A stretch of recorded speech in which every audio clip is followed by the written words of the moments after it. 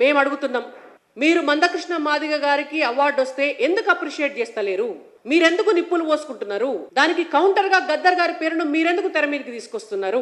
గద్దర్ గారు వారి సిద్ధాంతం మావోయిస్టు పార్టీకి అనుకూలమైనటువంటి సిద్ధాంతం, వారి సిద్ధాంతం నక్సల్బరీ ఉద్యమానికి అనుకూలమైనటువంటి సిద్ధాంతం, వారి సిద్ధాంతం పోలీసులను ఊచకొత కోసినటువంటి సిద్ధాంతం, వారి సిద్ధాంతం జాతీయవాదానికి అనుకూలంగా ఉన్నటువంటి విద్యార్థులను నాయకులను చంపినటువంటి సిద్ధాంతం, వారి సిద్ధాంతం ఆనాడు ఉన్నటువంటి పరిస్థితుల్లో దళిత బహుజన బిడ్డలందరినీ కూడా పాటలతోటి ప్రేరేపించి నక్సల్బరీ ఉద్యమం వైపు ఉరికించి అటువైపు ప్రోత్సహించినటువంటి సిద్ధాంతం. బతికున్న నాళ్ళు నేను ఓటు బ్యాంకు రాజకీయాలకు వ్యతిరేకం, నేను ఓటు కూడా వేయనని చెప్పి ఎన్నికలను రద్దు చేయాలి, ఎన్నికలు అనేటువంటిది సిద్ధాంతానికి నేను వ్యతిరేకం అన్నటువంటి వ్యక్తి చనిపోయే కొద్ది కాలం ముందు వారి సిద్ధాంతాలన్నిటికీ కూడా తిలోదకాలు ఇచ్చి వారు వ్యతిరేకించినటువంటి రాజకీయ పార్టీలో చేరినారు, వ్యతిరేకించినటువంటి ఎన్నికల్లో పోటీ చేస్తామన్నారు. వారసత్వ రాజకీయాలకు వ్యతిరేకంగా ఉన్నటువంటి గద్దర్ గారు వారి కుమారుడికి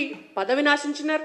దేవుడే లేడు అని చెప్పినటువంటి గద్దర్ గారు యాదగిరిగుట్టకు పోయి లక్ష్మీనరసింహస్వామి వారికి దండం పెట్టుకున్నారు. ఒక సిద్ధాంతం